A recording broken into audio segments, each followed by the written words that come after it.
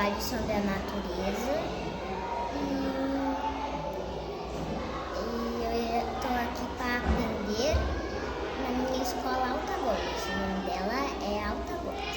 Eu estudo aqui e o nome da minha mãe é Ana Paula e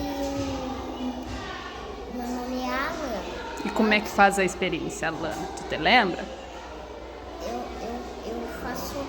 Eu faço uma experiência que é... O que a gente coloca? A gente coloca bastante óleo, também um pouquinho de água, corante Pastilha. e pasta. Pastilha. Pastilha. A segunda é a tempestade. Precisa de água, espuma de babear e corante. Minha gata,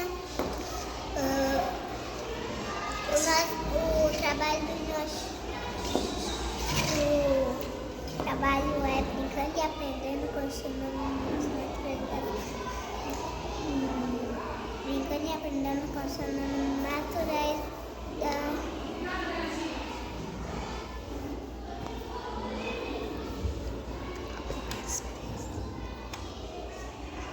A primeira experiência eu tenho uma para fazer uma montanha de água, olha você não quero fazer.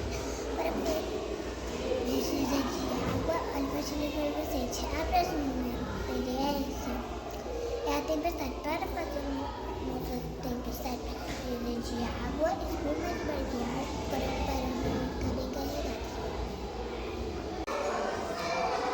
Qual o teu nome? Bernardo. Como é a primeira experiência? O terremoto. E o que leva? Água, óleo, pastilha efervescente e corante. A primeira experiência a água. Para nós fazer o terremoto, a gente precisa água, corante, pastilha efervescente e óleo. E a outra é água, Espuma. e E corante. o teu nome? Meu nome é Lourenço Bandeira. Oi, meu nome é Alana. A gente está aqui para fazer a experiência, que é a tempestade e fazer chover. Primeiro a gente tem que colocar bastante água, nem tanto.